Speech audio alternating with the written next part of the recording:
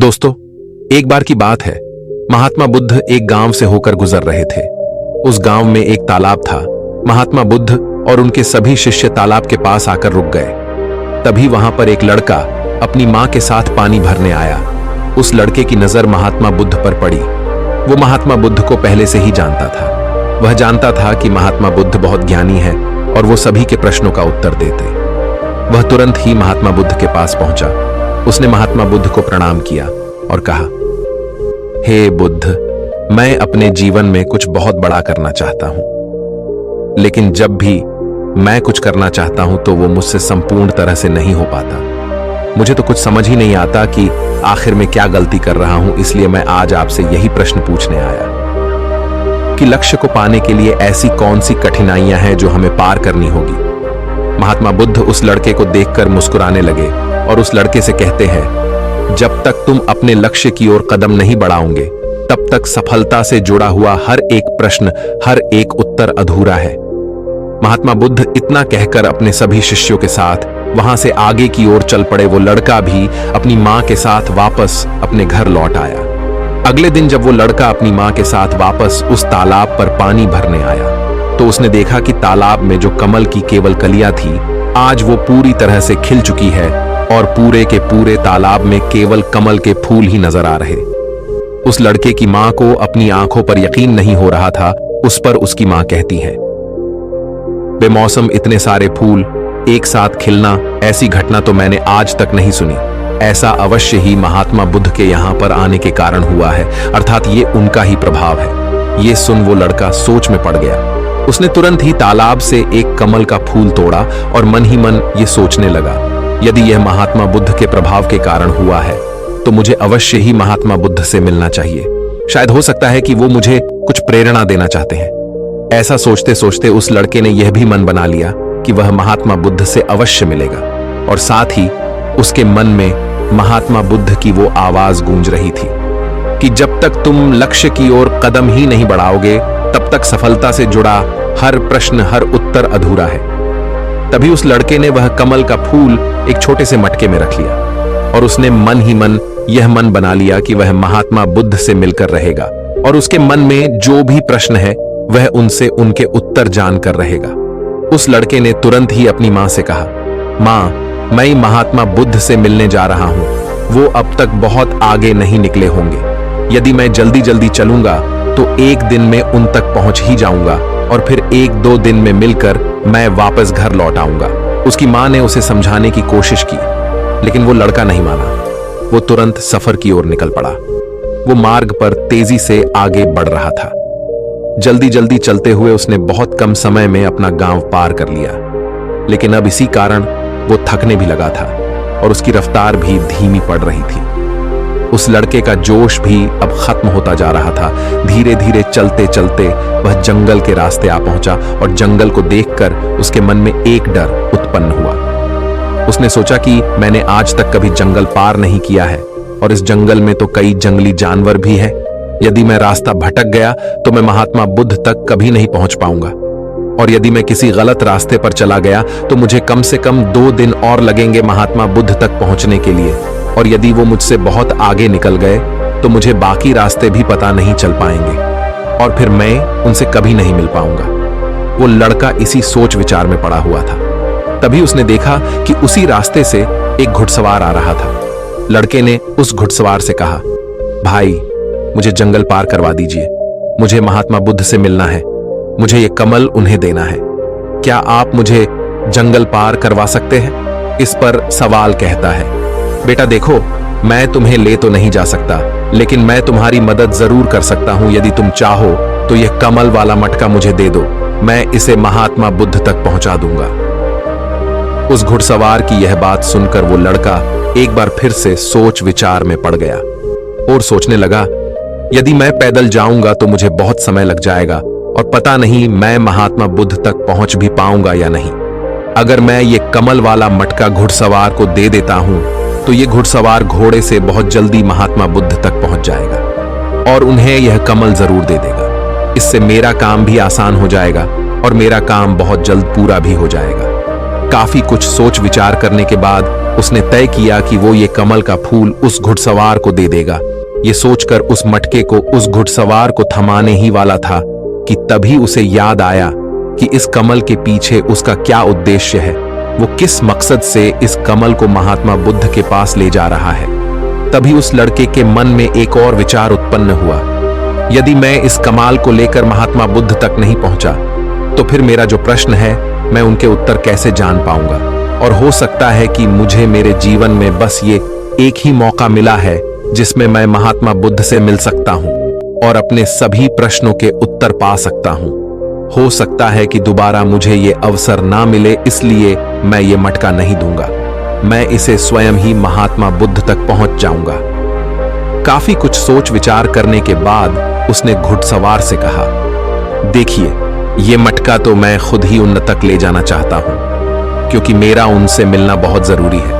मेरे मन में कई प्रश्न हैं जो मैं उनसे जानना चाहता हूं, इसीलिए यह फूल मैं ही उन्हें दूंगा। इसलिए कृपया करके मुझे जंगल से बाहर निकलने का रास्ता बता दीजिए, मैं स्वयं ही चला जाऊंगा। इस पर उस घुड़सवार ने उस लड़के को जंगल से बाहर जाने का रास्ता बता दिया और उस मार्ग पर आगे की ओर बढ़ चला। वो जल्दी जल्दी मार्ग में आगे बढ़ रहा था और देखते ही देखते शाम का वक्त भी होने आया था। तभी उस लड़के के मन में एक और विचार आया और वो ये सोचने लगा, यदि शाम के वक्त मैं इस जंगल में भटक गया तो मेरा क्या होगा, मैं महात्मा बुद्ध तक कैसे पहुंच पाऊंगा, और अगर मैं उनसे नहीं मिल पाया तो मेरी यात्रा बेकार हो जाएगी। इससे तो अच्छा होता कि मैं उस घुड़सवार को ही ये मटका दे देता, वह उसे महात्मा बुद्ध तक अवश्य पहुंचा देता। मुझे तो घर लौट जाना चाहिए था, यही मेरे लिए बेहतर होता। इस प्रकार उस लड़के के मन में तरह तरह के विचार उत्पन्न हो रहे थे। ऐसा होगा तो क्या होगा, वैसा हो जाएगा तो क्या होगा, यदि मैं भटक गया तो क्या होगा। तभी उस लड़के ने उस कमल की ओर देखा। उस कमल से ही उसे महात्मा बुद्ध की याद आई। महात्मा बुद्ध के चेहरे पर वो असीम शांति थी, उसे महात्मा बुद्ध की वो मुस्कान याद आई। तभी उसके मन में एक और विचार उत्पन्न हुआ, जिनके आने से हमारे तालाब में इस प्रकार अनेक को फूल खिल गए, जिसके साथ होने से हमारे मन को प्रेरणा मिलती है, जिनके चेहरे पर वो असीम शांति है, जिनसे मिलकर मेरा मन शांत हो जाता है। यदि मैं उनसे मिल पाऊं तो मुझे कितना कुछ सीखने को मिलेगा। ऐसा सोचते ही उसके मन में एक बार फिर से महात्मा बुद्ध से मिलने की प्रेरणा जाग उठी और वो निश्चिंत होकर अपने मार्ग में आगे की ओर बढ़ता चला जा रहा था। काफी दूर आगे चलने के बाद जंगल खत्म होने लगा। तब उसने महसूस किया कि जब जब वो अपनी इस यात्रा का उद्देश्य याद करता है, जब ये याद करता है कि वो महात्मा बुद्ध से क्यों मिलना चाहता है, तब तक उसके राह की मुश्किलें कम होने लगती हैं। और यही वास्तविकता है, यही हम सभी के साथ होता है। फिर चाहे वो कोई छात्र हो या फिर व्यापारी, जब जब इंसान खुद पर शक करता है, खुद पर संदेह करता है, तब तक वह रुकावटें बड़ा रूप ले लेती है। और जब हम अपने लक्ष्य को याद रखते हैं, अर्थात अपना उद्देश्य याद रखते हैं, तब तक वो रुकावटें हमारे सामने छोटी पड़ जाती है और हम उसे आसानी से पार करके अपने लक्ष्य की ओर आगे बढ़ चलते। इस पर उस लड़के ने यह महसूस किया कि उसे अपना लक्ष्य याद रखना है, उसे अपना उद्देश्य याद रखना है और छोटे छोटे कदमों से आगे की ओर बढ़ते जाना है। उसके बाद उस लड़के ने सारी चिंताएं छोड़ दी, वह केवल सफर पे आगे की ओर बढ़ता जा रहा था। लेकिन इस बीच वो चलते चलते काफी थक चुका था और जैसे ही उसने जंगल पार किया, तभी जंगल के ऊपर उसे एक छोटी सी कुटिया नजर आई। वहां पर एक सुंदर स्त्री रहती थी। लड़का काफी थक चुका था और उसे बहुत जोरों की प्यास लगी थी। वो लड़का उस कुटिया में गया, वहां पर उस स्त्री से उसने पानी मांगा। इस बार उस स्त्री ने उस लड़के को पानी पिलाया। तभी वह स्त्री उस लड़के से कहती है, आखिर तुम महात्मा बुद्ध से क्यों मिलना चाहते हो? इस पर वह लड़का कहता है, मेरे मन में कुछ प्रश्न हैं और मैं उन प्रश्नों का उत्तर जानना चाहता हूं और मेरे पास केवल ये एक ही अवसर है, इसलिए मुझे उनसे मिलना ही है। वह लड़का उसी तरह से अपनी बातें कर ही रहा था। उधर दूसरी तरफ उस स्त्री के मन में उस लड़के के प्रति प्रेम जाग रहा था कि उस लड़के को पसंद करने लगी थी। वो लड़की उस लड़के को रोकना चाहती थी। वो उससे कहती है, आज की रात तुम यहीं रुक जाओ, वैसे भी शाम होने को है और बहुत जल्द रात भी हो जाएगी। ऐसे में तुम कहां जाओगे? इससे अच्छा है आज तुम यहीं पर रुक जाओ। आज हमारे बगल में ही शादी है, वहां पर नाच गाना होगा, खाना पीना होगा, बहुत मजा आएगा। इसीलिए आज रात तुम यहीं पर रुक जाओ। उस स्त्री के मुख से यह सुनकर वो लड़का यह समझ चुका था कि यह स्त्री मुझे पसंद करती है और वह बहुत सुंदर भी है।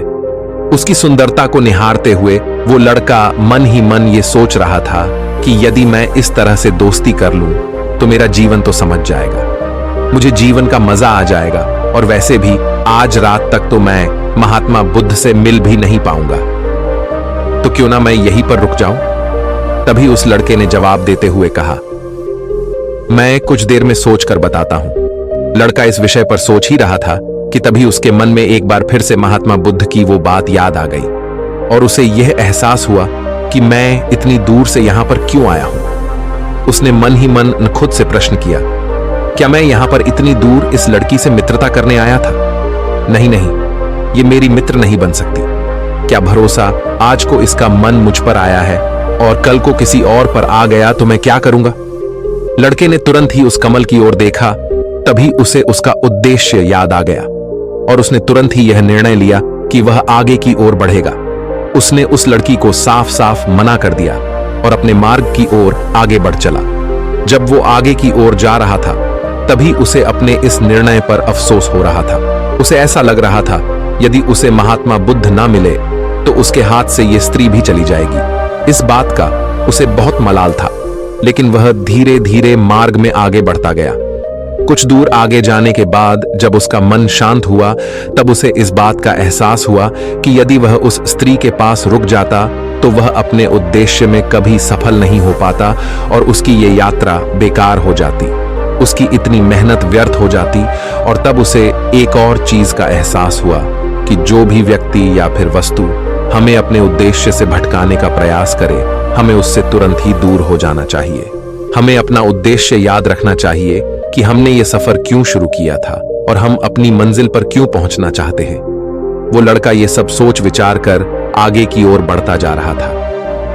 रात्रि का वक्त होने वाला था और वो लड़का तेजी से अपने मार्ग में आगे की ओर बढ़ता जा रहा था। तभी उसे मार्ग में एक बुजुर्ग व्यक्ति मिले।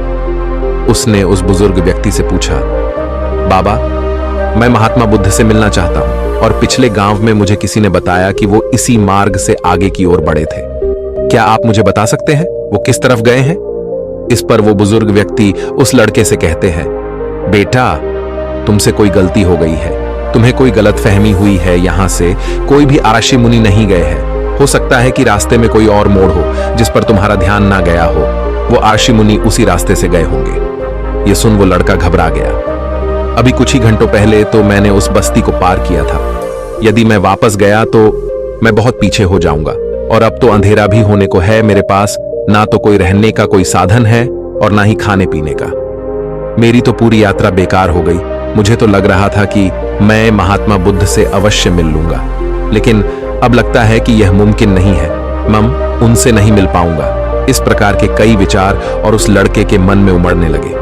वो लड़का खुद पर संदेह करने लगा। जैसे ही उसके मन में इस प्रकार के विचार उत्पन्न हुए, मानो उसके पैरों में किसी ने बेड़ियां डाल दी हो। वह बार बार केवल एक ही बात सोच रहा था कि आखिर वो मुझे क्यों नहीं दिखाई दिया। मैं बार बार एक ही गलती क्यों करता हूं? मुझसे इतनी बड़ी गलती कैसे हो गई? ये सोचकर वो लड़का सर पकड़कर वहीं पर बैठ गया। कुछ देर तक तो उसे कुछ भी समझ नहीं आ रहा था। तभी उसे उसकी माँ की बात याद आई। उसकी माँ ने उस लड़के से कहा था, बेटा, हर गलती में सीख छुपी होती है जो हमारे जीवन को और भी बेहतर बनाती है। ये बात उसे याद आते ही उसका मन शांत होने लगा और देखते ही देखते उसका मन पूरी तरह से शांत हो चुका था। और वो लड़का बार बार अपने मन में अब एक ही बात दोहरा रहा था कि हर गलती में सीख छुपी हुई होती है और हमें वो और बेहतर बनाने आती है। उसने अपनी गलती को स्वीकार किया। वो कहने लगा, हाँ, मुझसे गलती हुई है। मैं जल्दीबाजी में बिना सोचे समझे बस मार्ग में आगे की ओर बढ़ता जा रहा था। जैसे जैसे लोगों ने कहा, मैं उसी तरह से आगे की ओर बढ़ता चला गया। उसके गलती स्वीकारते ही उसका मन पूरी तरह से शांत हो गया। उसकी निराशा अब आशा में बदल चुकी थी। वह एक पेड़ के नीचे बैठा हुआ था। तभी उसने देखा कि कुछ जानवर नदी से पानी पी रहे थे। ये सब देखकर उस लड़के को याद आया कि जब वह पहली बार महात्मा बुद्ध से मिला था तब पानी के पास ही मिला था और महात्मा बुद्ध के साथ उनके कई शिष्य भी हैं, तो उन्हें पानी की तो आवश्यकता जरूर पड़ेगी। इस बात पर उस लड़के को तुरंत ये समझ में आ गया कि महात्मा बुद्ध भी उसी रास्ते से भ्रमण कर रहे होंगे। जिस रास्ते पर पानी होगा, तभी उसने सोच विचार कर यह तय किया कि वापस जाने से अच्छा है क्यों ना मैं नदी के किनारे किनारे आगे की ओर बढ़ता रहा। ऐसा सोचते ही उसने तुरंत ही रास्ता बदल दिया और अब वह नदी के रास्ते आगे बढ़ने लगा। जैसे जैसे वो आगे बढ़ता जा रहा था, उसका मन और भी हल्का होता जा रहा था, उसका मन और भी शांत होता जा रहा था। तब उसने अनुभव किया कि जब मन बहुत शांत होता है तो हमारा मन बहुत हल्का हो जाता है और जल्दबाजी नहीं करता और ना ही किसी में या खुद में कोई कमी निकालता है। हमारी बुद्धि पहले से बेहतर काम करने लग जाती है। तब उस लड़के ने इस बात का भी अनुभव किया कि खुद से शिकायत करना एक बहुत बड़ी कमी है जो हमें दुख की ओर ले जाती है। चलते चलते लड़के के मन में विचार आया, यदि मैं अपने गांव में ही रुक जाता तो ये सारे अनुभव में कभी नहीं प्राप्त कर पाता। ऐसा सोचते सोचते वो मार्ग में आगे की ओर बढ़ रहा था। तभी उसे महात्मा बुद्ध के कुछ शिष्य नजर आए और उन्हें देखकर वो लड़का बहुत प्रसन्न हुआ। वो अपने मार्ग में और भी तेजी से आगे बढ़ने लगा और आखिरकार लगातार 2 दिनों का सफर तय करने के बाद वो महात्मा बुद्ध के पास पहुंच ही गया। वह तुरंत ही महात्मा बुद्ध के पास पहुंचा। उसने महात्मा बुद्ध को प्रणाम किया और उन्हें वो कमल का फूल भेंट कर दिया। इससे पहले वो लड़का कुछ कहता, तभी महात्मा बुद्ध ने कहा, बहुत सुंदर, ये कमल पूरी तरह से खिल चुका है। 2 दिन पहले ही तुमने मुझसे पूछा था कि लक्ष्य को पूरा करने के लिए इंसान को कौन सी कठिनाइयों को पार करना पड़ता है, लेकिन 2 दिनों बाद तुमने बहुत सारे अनुभव प्राप्त कर लिए हैं। तुम्हारा ये धैर्य और ये मुस्कान देखकर लगता है कि तुमने इस यात्रा में बहुत कुछ सीखा है। इस पर उस लड़के ने यात्रा में घटित हुई हर एक बात महात्मा बुद्ध को बता दी। तभी महात्मा बुद्ध ने उस लड़के से कहा, तुम्हारे मन में जो भी प्रश्न है मैं उनके जवाब तुम्हें जरूर दूंगा। आगे महात्मा बुद्ध कहते हैं, बिना कोशिश के हर चीज जरूरी है। जब इंसान किसी लक्ष्य के लिए उस रास्ते पर चलता है तब सबसे पहले वह अपने अनुभव से ही सीखता है और जब धीरे धीरे उसका विवेक जागृत होने लगता है, उसकी बुद्धि काम करने लगती है, तब दूसरे के अनुभव और दूसरों की गलतियों से भी सीखने लगता है। जीवन में यदि सफल होना है, किसी लक्ष्य को प्राप्त करना है, तो सफलता का रहस्य से सीखने से पहले हमें उस रास्ते पर चलना पड़ता है। महात्मा बुद्ध आगे कहते हैं, किसी भी लक्ष्य को प्राप्त करने के लिए उस रास्ते में हमें 3 दिक्कतें आती है और इनका निवारण करने के बाद ही हम अपने लक्ष्य तक पहुंच पाते हैं। और तुमने भी वो 3 बातें सीख ली। पहला, अपने उद्देश्य को पहचान और उसके प्रति समर्पण करो। जैसे कि तुम ये कमल का फूल मुंह तक पहुंचाना चाहते थे और तुम्हारा उद्देश्य भी यही था। तुमने ये जान लिया था कि ये फूल मुंह तक पहुंचाने के लिए तुम्हारा क्या उद्देश्य है, जिस कारण तुम्हारे मन के सारे संदेह खत्म हो गए। इसके बाद जब भी तुम फूल को देखते थे तो तुम्हें अपना उद्देश्य से याद आ जाता। आगे महात्मा बुद्ध ने कहा, तुमने स्वयं के अनुभव से ही यह जान लिया कि अपनी मंजिल तक किस प्रकार हमें पहुंचना है और सब कुछ तुम्हारे भीतर से ही प्रकट हो रहा है। वह लड़का महात्मा बुद्ध की सारी बातें ध्यानपूर्वक सुनता रहा। तभी आगे महात्मा बुद्ध कहते हैं, तुम्हारे मन में कई प्रकार के डर और संशय थे। पता नहीं तुम मुझ तक पहुंच पाओगे या नहीं, पता नहीं तुम जंगल पार कर पाओगे या नहीं, क्योंकि तुमने आज से पहले कभी जंगल पार नहीं किया था और रास्ते में तुम्हें तरह तरह की रुकावटें भी झेलनी पड़ी।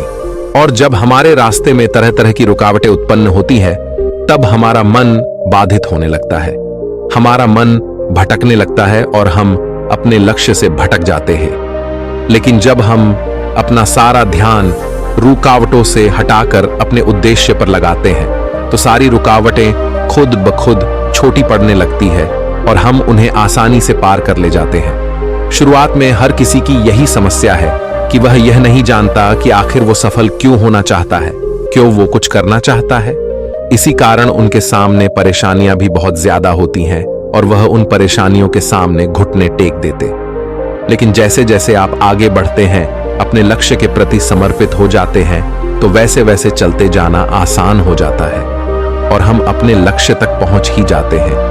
आगे महात्मा बुद्ध उस लड़के को तीसरी बात बताते हुए कहते हैं, असली शक्ति इच्छाओं को पूरा करने में नहीं बल्कि उनको मिटाने में कहते हैं कि हम जानते हुए भी सही काम नहीं करते।